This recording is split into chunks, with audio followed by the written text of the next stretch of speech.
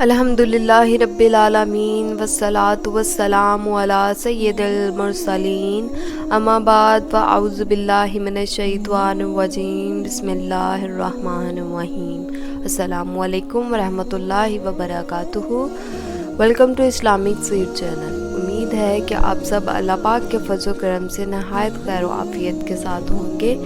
میری طرف سے تمام دیکھنے والوں کو دل کی گہرائیوں سے جشن عید میلاد النبی بہت بہت مبارک ہو۔ آج کا ٹاپک ہے سیرت نبوی صلی اللہ علیہ وآلہ وسلم۔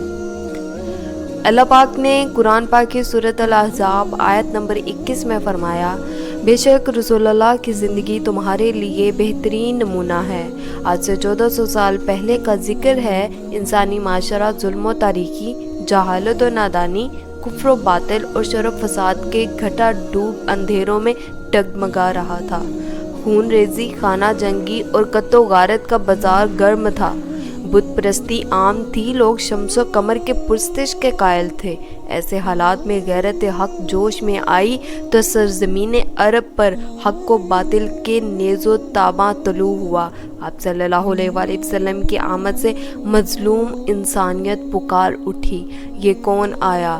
یتیموں کا والی، غلاموں کا مولا، بے کسوں کا کس، بے سہاروں کا سہارا، کفر و شرک میں ڈوبے لوگوں کی نجات کا کنارہ، الغرض مئی آمنہ کا دلارا، خدا کا پیارا تشریف لے آیا۔ اب صلی اللہ علیہ وآلہ وسلم کی ذات اقدس کو اللہ پاک نے عرب کی سرزمین کے بہترین قبیلہ قریش کے خاندان بنو ہاشم سے چنا۔ نہ آپ صلی اللہ علیہ وآلہ وسلم کے حسب جیسا، نہ آپ صلی اللہ علیہ وآلہ وسلم کے نسب جیسا، نہ جمال جیسا، نہ کمال جیسا۔ حسن دیکھنے سے اور صفات محسوس کرنے سے پتہ چلتی ہیں، مگر آپ صلی اللہ علیہ وآلہ وسلم کی صفات و حسن کی تعریف آپ کے شدید ترین مخالفین نے بھی کی۔ ساری کائنات کے صدیق ایک طرف، سارے انبیاء ایک طرف، لیکن مدثر و مزمل کی عظمت کا مقابلہ کوئی نہیں کر سکتا۔ کوئی ابو بکر سے صدیق بنا، کوئی عمر سے فاروق بنا، کوئی عثمان سے غنی اور کوئی علی سے شیر خدا آپ کے صدقے بنا۔ کسی کو آپ کی محبت حبشہ سے کھینچ لائی تو کسی کو قرآن میں نصیب ہوئی، جس عظمت کی تعریف میں خود خدا نے پورا قرآن نازل فرما دیا۔ مائیکل ہارٹ ایک غیر مسلم مصنف ہیں۔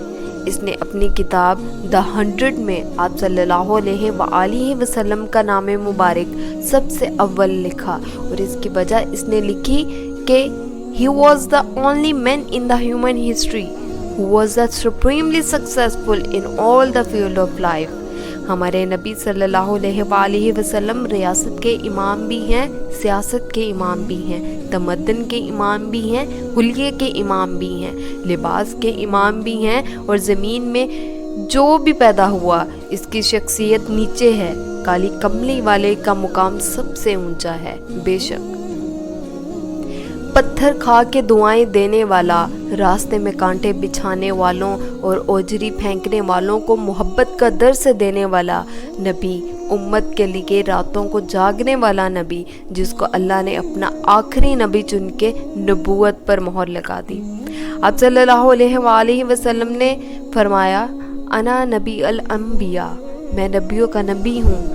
ذات اللہ ذات رسول سے جدا ہے، لیکن فرمان الہی فرمان رسول سے جدا نہیں ہے، بلکہ فرمان رسول میں پروردگار عالم کی بات ہے۔